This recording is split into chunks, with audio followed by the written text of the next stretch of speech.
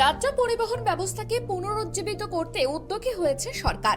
মঙ্গলবার কসবায় 50টি নতুন এসি বাসের উদ্বোধন করলেন মুখ্যমন্ত্রী শুভেন্দু অধিকারী। এই বাসগুলির বিশেষত্ব হলো এগুলি গেরুয়া রঙের এবং এর ভেতরে মহিলাদের জন্য বিশেষভাবে গোলাপি আসন বা পিঙ্ক সিট সংরক্ষণ করা হয়েছে। খুব শীঘ্রই পিঙ্ক স্মার্ট কার্ডও চালু হবে বলেই জানান মুখ্যমন্ত্রী। শুধু তাই নয়, যারা ফ্রিতে যেতে নারাজ তাদের জন্য বিকল্প ব্যবস্থা করা হবে বলেও আশ্বাস দিয়েছেন মুখ্যমন্ত্রী। অনেক সরকারি কর্মচারী আমাদের দিদি বোনেরা আমাদেরকে বলেছেন যে আমরা ভাড়া দিতে চাই, আমরা রোজগার করি। আমি ট্রান্সপোর্ট ডিপার্টমেন্টকে বলেছি দ্রুত একটি পিঙ্ক কার্ড চালু করুন।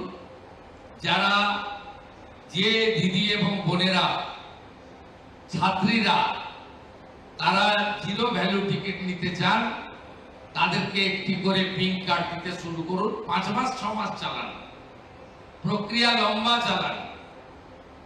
আর যারা নিজেরা টিকিট কাটতে চান বলেন যে আমি তো 50,000 টাকা বেতন পাই, আমি তো 80,000 টাকা বেতন পাই, তাদেরকেও একটা বিকল্প ব্যবস্থা রাখা দরকার আছে। সরকারি বাসের অভাব মেটাতে এই পদক্ষেপকে অত্যন্ত গুরুত্বপূর্ণ বলেই মনে করা হচ্ছে। উদ্বোধনী মঞ্চ থেকে কেন্দ্রের সঙ্গে সমন্বয় রেখে কাজ করার ওপর জোর দিয়ে মুখ্যমন্ত্রী বলেন, কেন্দ্রের সঙ্গে হাত মিলিয়ে কাজ করলে পরিবহনে গতি আসবে। পরিবহন ব্যবস্থা যত উন্নত হবে রাজ্যে তত শিল্প আসবে এবং তা সরকারের আয় বাড়াতেও সাহায্য করবে। তবে এজন্য আগের সরকারকে আক্রমণ করে তিনি বলেন, বিগত সরকার রাজ্যের ঘাড়ে 8 লক্ষ কোটি টাকার আর্থিক বোঝা চাপিয়ে দিয়ে পরিবহন ব্যবস্থাকে পঙ্গু করে দিয়েছিল। পরিবেশ দূষণ রোধে সিএনজি এবং ইভির ব্যবহার বৃদ্ধিতে নতুন সরকার বিশেষ গুরুত্ব দিচ্ছে। খুব শীঘ্রই আরো বেশ কিছু বিদ্যুৎ চালিত বাস রাস্তায় নামবে বলেও জানান মুখ্যমন্ত্রী। এই রাজ্যের যে বেহাল অর্থনৈতিক অবস্থা, প্রথমে সিপিআইএম এর সরকার, পরে তৃণমূল সরকার করে দিয়ে গেছে, অর্থাৎ 8 লক্ষ কোটি টাকা ঋণের বোঝা। এই জায়গা থেকে বেরিয়ে আসতে গেলে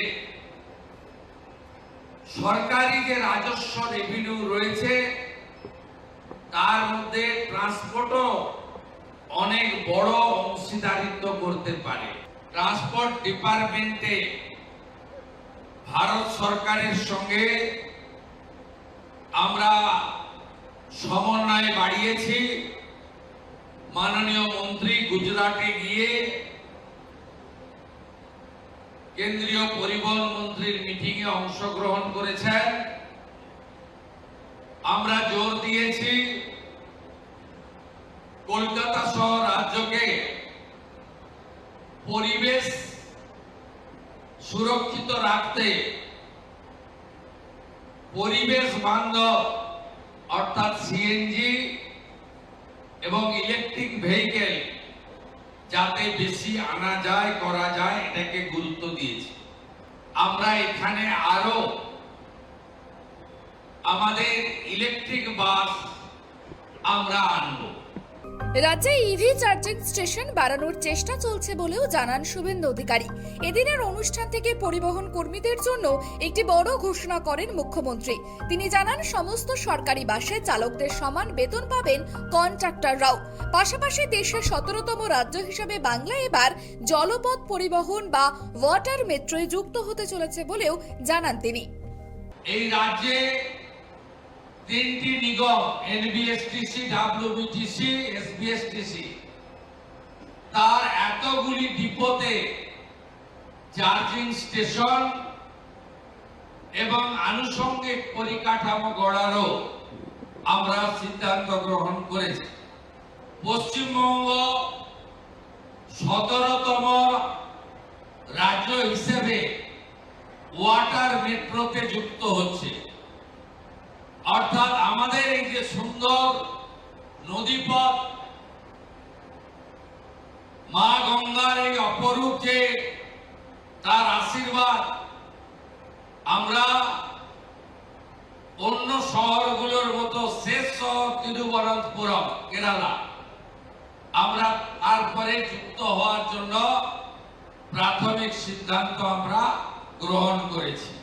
আমরা আসার পরে এই বৈষম্য দূর করে চালকদের সমপরিমাণ বেতন কন্ট্রাক্টরদেরও করে দেওয়ার ব্যবস্থা করেছি। আগস্ট মাস থেকে আপনারা এর এফেক্ট পাবেন। ভেঙে পড়া পরিবহন ব্যবস্থাকে চাঙ্গা করতে এবং যাত্রীদের সুবিধা বাড়াতে সরকারের এই একের পর এক পদক্ষেপ কতটা সুফল বয়ে আনে এখন সেটাই দেখার। Bureau report, KTV Bangla.